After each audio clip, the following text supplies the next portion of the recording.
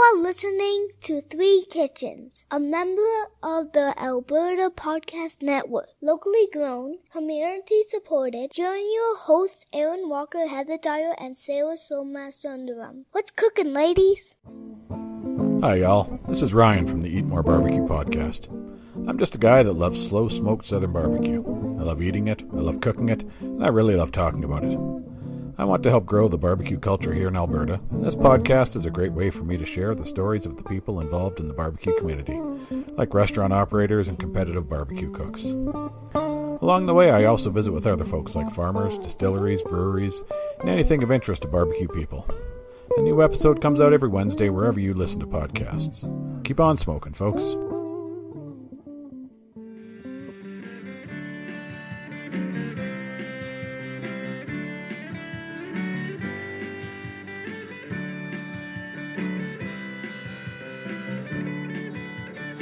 Hello and welcome to today's episode of Three Kitchens. My name is Erin Walker and I'll be walking you through this wicked recipe. How come that's never been said before? I don't know. Yeah, That's a new one. Perfect. And I am joined here with my hilarious and wonderful co-hosts, Heather Dyer and Sarah Sundaram. Hello, ladies. Hello there. Hello. So, Sarah, you had a little something you wanted to share with us. So recently I signed up for, I guess, the streaming service called Hulu. And Hulu is actually just open to Americans. But if you as a Canadian want to know how to get that done, just ask your techie, savvy friends and they'll get you hooked up. And enough said. That's all I'm saying about that part. But I started watching this show that I had heard about, Gordon Ramsay, right? Mm-hmm. So it's Gordon, Gino, and Fred, and they're three chefs. Actually, they're two chefs, and the one guy he's a bartender, I guess. Like he makes drinks. Like, is there a word for? There must be a word for that. Yeah, I think it's like a bartender. Yeah. Yeah, but like he studies it, and a mixologist. Yeah, okay, fine. You got to make it sound a little nicer. And he's also like, so Fred is from France, Gino's from Italy, and Gordon's from England. So they have these very, proud moments. Oh, sorry, Gordon's from Scotland, actually. So they have these very like country pride and a lot of representing their culture. So they all three rent this camper and they start exploring countries. So one country would be Greece. Then they explore their home countries. And then they even got to the States. And they pissed a lot of people off with the way they drive, right? Because it's this huge camper, especially in European streets and stuff like that. Anyone who's driving a rent-a-camper is pissing off everybody on the roads. I'll end my rant there. It's just so funny because Gino's like the real eccentric guy who likes to take his clothes off and be nude as much as possible. And then there's Gordon who's like completely like with swimming and like he's the Italian at the beach in the bright pink fluorescent thong. No, he doesn't have a thong. That's the French guy. The French guy has the thong. Or the bright fluorescent whatever, really tight Speedo. And then Gordon's, of course, like over covered up because he's like the uptight Scottish guy. And it's just so funny. And they go around cooking and they also learn about like the real pride of each country. So like, things that you never would have thought about, like truffles from Greece or what they do with even learning more about Scotch from Scotland, right? Like it's quite cool. And then they take all these ingredients and then they cook something in the end with it. And Fred then makes a drink with it. And all I could think about was like, wow, three of us should get into a camper. I wonder how that would play out and who would be who and who would be mainly naked most of the time. I think none of us would be fully clothed. I'm pretty sure that my bathing suit is more conservative than some people's shorts. So... we should go on a road trip. We should make this like a tour. Yeah, and record the whole thing because it's hilarious. Like the last episode I watched, I think Gino made breakfast and Gordon Ramsay thought it was shit and threw it out of the camp.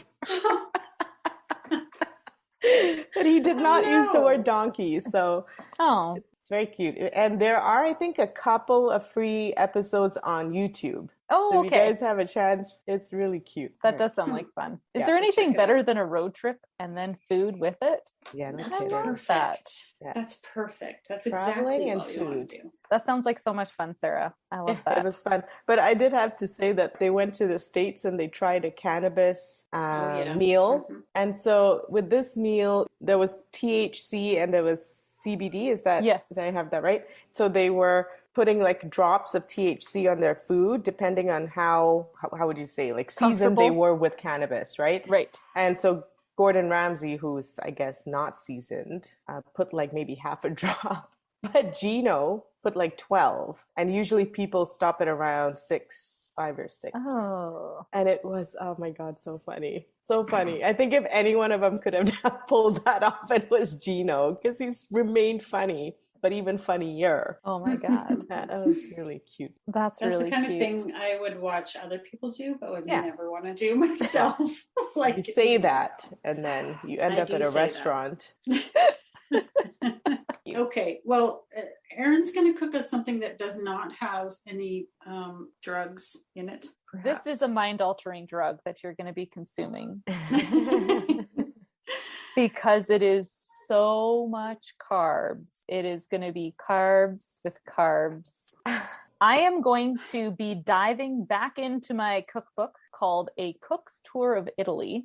And I am making something that I know Heather has been asking, talking, dreaming about during her afternoon naps. I wouldn't go that far, but I am very intrigued by this sound of this recipe. This thing is like holy richness. Okay, so it is penne pasta in timbale lucha style. Okay, I only understood 2 words out of that, so. Style and penne pasta. Here's what I'm doing. I'm making pasta, a really creamy bechamel sauce, Right? and then I'm baking it all in a pie crust. That's so crazy. It's just so crazy. It is just crazy. Absolutely crazy. I don't even know Pasta where to in begin pie. with this. It's Yeah. pasta in pie. And for all the nerds out there who want to celebrate Nerd Day with me, March 14th or 3/14, we call Pie Day. PI because Mhm. the value of pi Mhm. in math is 3.14. So She's making her excited face. everybody get excited. Okay, so this is my extreme Pie Day recipe. It's extreme. When you say you're making pasta, are you making it from scratch or are you cooking up some pasta? Don't even. Why would you even put that in her head? Hey, that's a valid question. We're talking about Erin Walker. It's true. But she might not have thought about it, and now she'd be like, oh, Now crap. that you mention it, no. I am simply just cooking up All right. some. Hey, no judging. I'm not Pre-made judging you pasta. for it. Just curious. I don't think I want to, if it was anything other than like a penne pasta, I don't know. That sounds complicated to make because you got to I hadn't thought roll about it. that. Right. You need more stuff. That's true. That word called time. Mm-hmm. No thanks. Well, for another episode, you can make us some of that. No thanks. Just putting that on your plate. I love it. As long as just it's on my plate. just planting seeds. No, not making penne, but I am making tomato sauce. The tomato sauce is going to have some ground beef in it. Meat. Yes. So don't worry, it's all in here. There's meat, there's wine in the pasta sauce. Then I'm also going to be making this, it says Beschiamella sauce. And that is butter, flour, half and half, salt, pepper, and a little bit of nutmeg. You're going to cook some pasta, stir it into your pasta sauce, put that all into your pie crust, cover it with cheese and bechamel sauce, then a topping crust. So it's a double crust pie. And then it's going to bake in your oven and allow it to rest for 4 or 5 minutes before cutting into wedges. Oh, I wonder if it holds together. I have this vision of it sort of like being real saucy and like soft. So I wonder if it It could be like pasta soup. Or like a chicken pot pie, you mean? It could be like a chicken pot pie texture, or it could be like a pumpkin pie, like everything, or mince pie. Like to cut it into a wedge makes it sound as though it'll hold its shape. So that's interesting. This is quite the Show us a recipe. picture of what you see in the book. Oh, this is my book with no pictures. Oh, look with no pictures. What was the other thing you made out of this book for us before? My focaccia came out of here, and then there's a lentil soup in here that I like. Yeah, super yummy. The author, Joe Famularo, toured around Italy, going to all these restaurants and just kind of writing out menus from different places and developing recipes of those menus, or talking to the people that were there and getting their recipes. And so it's kind of like a road trip through Italy. There's a whole bunch of different parts, and I kind of like reading it like a book. What part of Italy is a pasta pie from? Did he say in his story? This is from the Jewels of Tuscany. Oh. And is it a traditional thing they eat there, or is it something that some chef somewhere came up with? And oh, let me read you the little yip yap at the beginning here. This is a typical dish from Lucca that is country style, a good hearty dish that is served as a first course, or it can be enjoyed as a main dish. First course to wow. What is following? Pasta and a pie. Wow. I'm full. I can't eat my main. So this is where you get the Italian grandmother who just keeps serving you more and more food and more food. Put some meat on that bone, those bones. Yeah. He wrote this as his first course meal. In addition, there was also veal scallops with ham and sage. Then the owner's roasted cauliflower and broccoli, followed by a peach cobbler and purple plum ice cream. You mean this is like a 5-course meal that he said, oh, it would be good to put together? This was the menu when he went to this restaurant. It must be small portions, right? Like we're talking about a small piece of pie and a small... In Europe, they usually are. It says it serves 6 to 8 people, and it is not a small amount of food. 1/2 pound of pasta. How do you fit that much pasta in the pie shell? Like, how deep is this pie plate you need to have? That is a good question. I have not looked further to see. You better check. It's cooked in a roasting pan or something. I'm gonna need a new oven, guys. Deep dish pizza. Did he give you a crust recipe as well? Yes. Okay. Oh, he says it'll be in a 9-inch baking pan. So, like a pie plate is not as deep. I have a feeling this might be more along the lines of Ugly Delicious when I get done with it. You don't know. It might be beautiful. I'm going to probably make this in my square 9-inch baking dish that is deeper. Yeah. And that's what I make my chicken pot pie in. And I have to say, I make a pretty ugly chicken pot pie because I make everything and toss it together, and I do nothing nice to fold the crust or make it look pretty. Sarah's wincing as I say this. No, I am not. See how I was not even changing expression. You're not going to cut out shapes or lattice work with your pastry on the top of your pie and the flag of Italy, maybe. I have tools. So I think we're done with this half of the recording. Okay. So you're not borrowing anything. Because I'm not getting talked into any insanity from you two, because I do enough of that. She's already skipping out on making pasta. Now she's not even making it look pretty. What's happening? It's February. She's tired.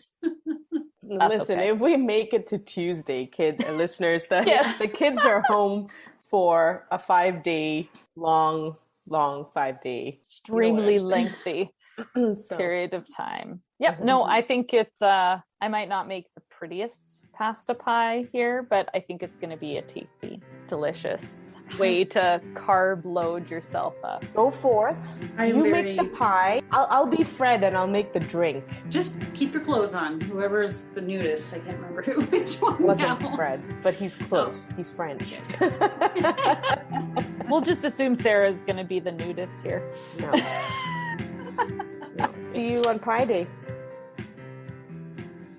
Cold drafts, flickering lights, and where's that leak coming from? If you've ever wondered what's really going on in your home, Roomies Ask a Home Inspector service can help.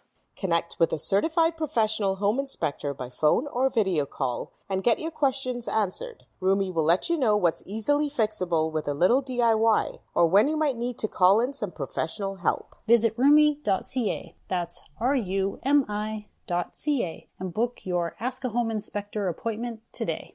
All right, we're back. We've got this pasta pie dealio. We've got pasta pie bellies. Yeah.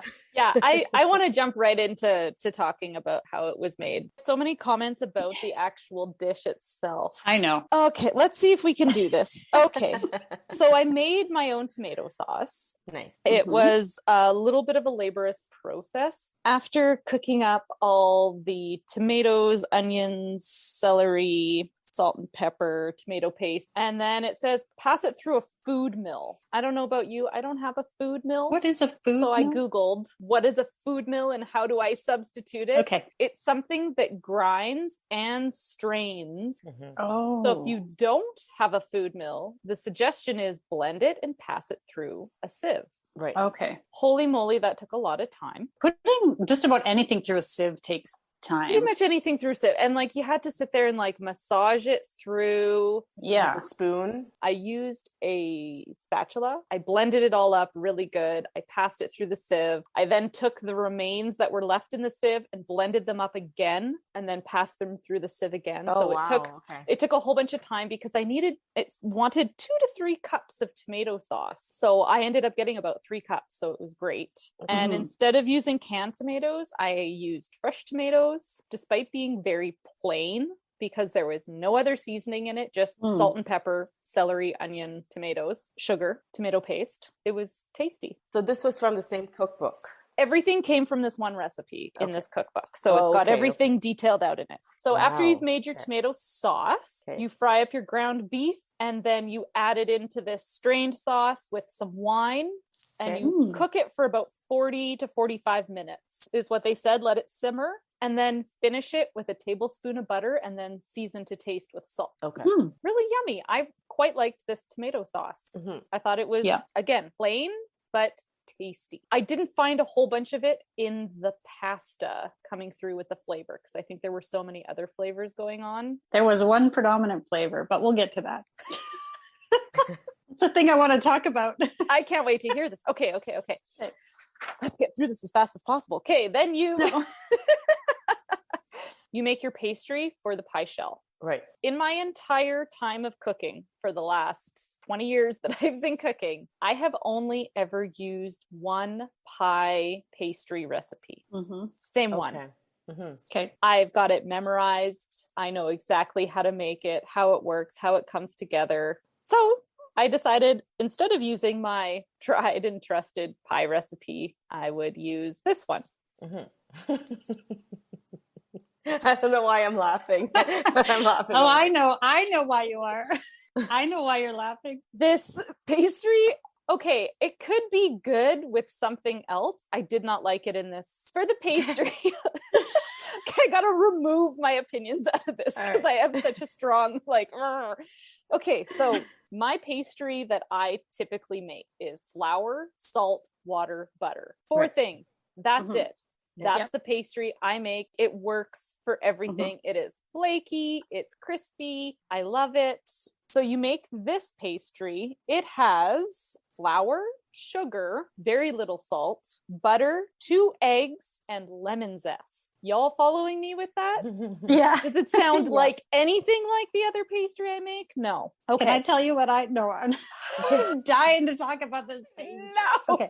Just give me the cue when you want me to say what I thought. Okay. This pastry I think would be great for a sweet pie. This pastry did not work for a savory pie. Heather, how did you feel about this pastry?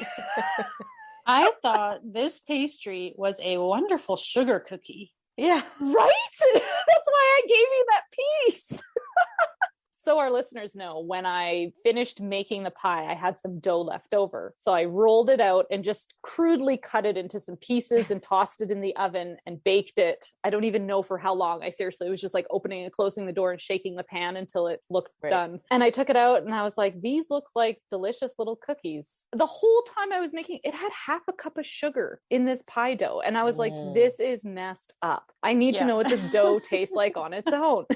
After I baked the pie, I had to bake up this leftover dough to see what it tasted like. And that's why I packed you these little like cookie slabs. Yes, I thought, what is this extra piece of something she gave us? It looked like just a cut off piece of a rolled out cookie. Yeah. And I was like, oh, this must be from the pastry. Clearly, she's not making cookies too. So I eat it and I'm like, this is one of the best lemony sugar cookies I've ever had. It was really good. It was sweet and lemony and tasty.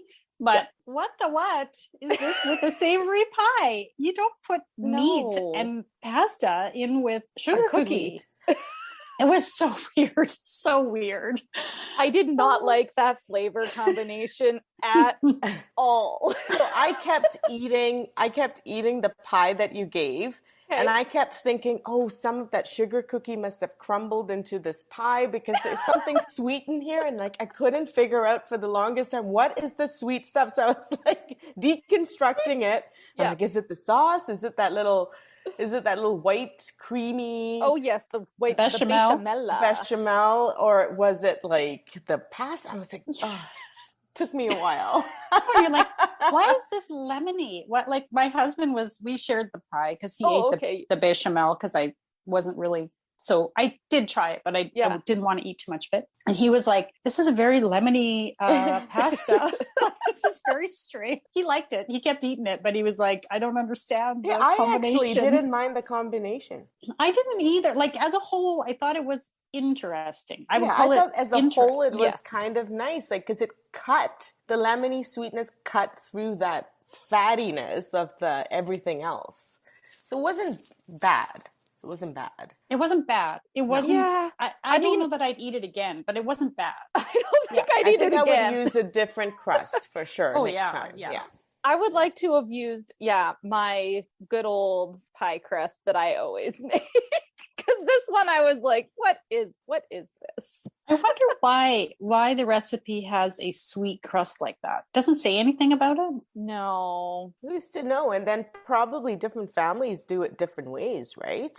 I assume so. Some might like a sweeter crust. Some might like a more savory one. Or if it's a regional thing, maybe. Or a family thing, even like stuffing. Like it could just be a family thing, The pastry, I would like to try this pastry though with like a sweet pie because I kind of liked how it was a cookie.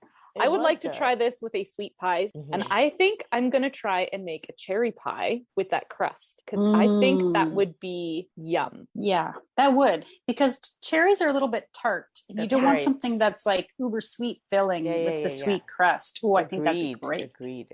Because it's pie day, so we have to have more pie. Yeah, and then so I made the bechamel sauce. I used sour cream in it, so it was totally sour cream. I think I could have put way less of the bechamel sauce in. I thought there was way too much of that, in my opinion, as well. I thought it was good. You know what would have balanced it out is maybe more of that tomato sauce. Yeah, I think it could have been saucier with the tomato sauce. I like the tomato sauce. I would make that really with pasta. Like that sounds, even though it's labor intensive, I think there must be something in that process that makes it a good sauce, because I thought that was the part of it that I could get out of it. Yeah, it was really tasty. I really liked that tomato sauce. I would give this another try. I would do my own change up on things. I think I would take out the bechamel sauce. I didn't think it added anything. And my children are, for some reason, terrified of anything white sauce wise when it comes to food. So as soon as they saw it, it was immediately rejected. I think they took a small bite and they were like, oh, this is the grossest thing ever. So I was like, oh, great. So it was immediately rejected in my house. Oh, what did your husband think? He was like, well, I don't think you could have done a better job making it. I was like, oh, here it comes. I like and then the voice goes, hi, and then you know where it's going. Exactly. He said it tastes okay. We had some leftovers because, again, it was rejected by the family, and he was like, I don't think I want to eat this as leftovers. And I said, it's okay. I don't think I do either. No, we ate it the next day. That's right. I was going to ask how that went for you. Yeah, and I put it in the oven to warm it up, and it was a bit dry. I would say that it doesn't I think it'd be better right out of the oven. Right. When the sauce was probably creamier. I don't think the bechamel held up. It didn't make reheated. it. Yeah. Yeah. So if I was to make this again, I would take out that sauce. I would put more of the tomato sauce in. You would completely take out the bechamel sauce? I think so. Oh, because of your family. Okay. Because my kids just hate it. I would just put the cheese. There was bechamella and then there was cheese sprinkled on top. And then the crust went on and then it baked. I think just putting the cheese on top. I would do more of the tomato sauce because I liked that tomato sauce a lot. And then I would keep my pastry dough. Yeah. Right. Because for me, a pastry has to be kind of salty and flaky, not sweet and crunchy. The way I make it, it's 1 1/4 cup of flour, 1/4 teaspoon of salt, 1/3 cup of butter, and about 1/4 cup of water, cold water to bring it together. But I mean, again, that's just kind of, it should be a crumbly mess in the bowl that looks like it's never going to come together. And then you pop it out on your counter, you press it around a couple times, and then you have a dough you can roll out. And look at that. She does know it by heart. Even the measurements. I thought she was going to be like, it's by feel, and you just a pinch of this and a little of that. You'll know when you know. You know how people, when they just instinctively know a recipe and they say like, well, you'll just know. You'll just know. It's like BS. And again, I keep my butter cold in the fridge and then I grate it and mix it in. I've only ever used one, and that's a single crust. So I guess if you want to make a double crust, because this has the crust on top. Oh, gotcha. It's 2 1/4 cup flour, 2/3 of a cup of butter, 1/2 teaspoon of salt, and about 1/2 cup of water. Oh, a good fast math.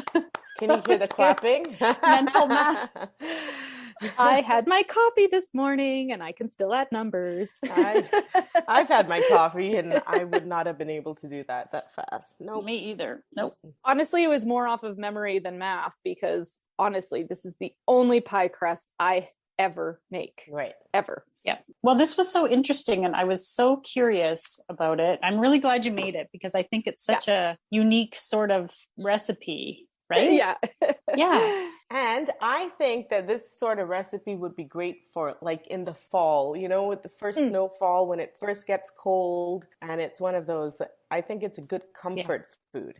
Yeah. Right. When you want that big bowl of carbs or whatever, or if you're going to go run a marathon tomorrow and you have to carb load, this is the meal that is going to give you all the carbs that you ever want. And you know what? It's kind of fun to do something different, a little bit out there for. Exactly. We had a pasta pie. So it's fun to say. Pie. Exactly. Pasta pie. A pasta pie baked in a cookie. It's so just that weird. crust. No, it was fun. I had so much fun making this. It's been something we've talked about for so long, but I feel like no matter what it came out of, I think I might have been a little bit disappointed just because the hype had been there for so long. But overall, I think you could bake pasta in a pie crust and it's a totally worthy meal for Pie Day or any other day. Good job, Erin. Yes, it's really fun. Thank you for joining me on this journey. And now for the fine print. We at Three Kitchens gratefully acknowledge we are telling these stories in the traditional territories of the Treaty 7 nations in southern Alberta and the Métis Nation of Alberta, Region 3. We honor the rich tradition of oral storytellers on this land who have come before us. You can find pictures and recipe links on Instagram and Facebook at Three Kitchens Podcast. If you like and subscribe on your podcast player, that helps more people find us.